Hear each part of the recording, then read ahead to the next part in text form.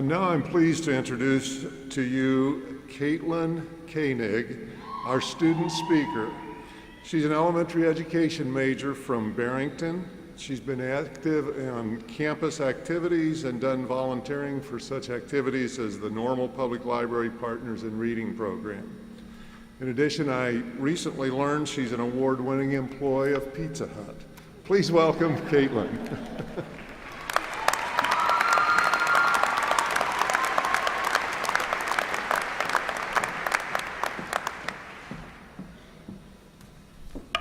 Thank you, Dina Azinger. Wow, guys, we made it. We made it to graduation, the end of our 4, 5, or hey, maybe 6-year collegiate career. So now that this major milestone is over, we're kind of faced with a dilemma. What do we do next? I know what's next. A job, paying down those student loans, and this whole adulting thing. That sounds exhausting, right? Don't you sometimes think it'd be nice just to take a break? That sounds so nice, just to rest on the fact that we graduated and maybe rest on our laurels for a while. I mean, we earned it. We either just completed our student teaching semester or we had an academically challenging year here at ISU. No matter the major, we have absolutely earned a break, and that's okay. Breaks are good. They help us appreciate the good in our lives and the things that we have accomplished. Yet in a world where we can take a break, it's vital for us to remember that there are those who struggle to obtain even a fraction of what we have. There are those who must fight through poverty, hunger, and oppression just to get where we are. Talk about impressive. And guess what? They're doing it here, in our country, in our towns, and in our cities. From Chicago to Peoria, Naperville to Skokie, and Decatur to Marion, we all know those less fortunate than us fighting for something better. My point is, even if it is okay to take a breather and to relax for a short while, maybe break time is over.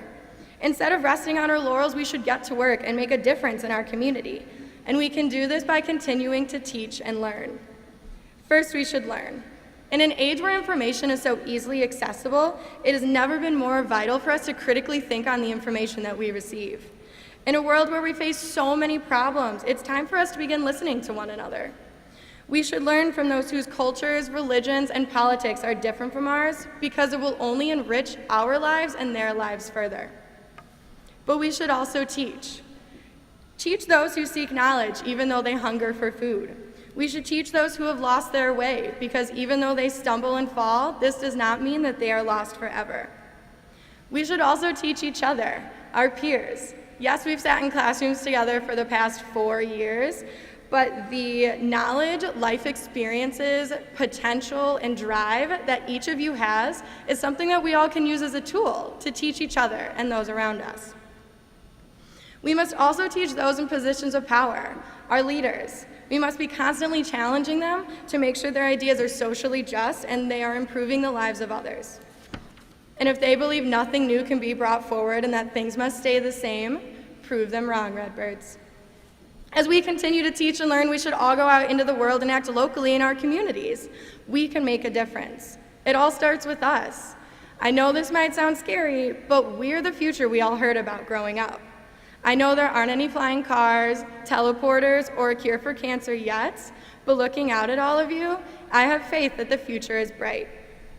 It's time to take the burden from our parents and place it on ourselves and act with conviction to make this world better.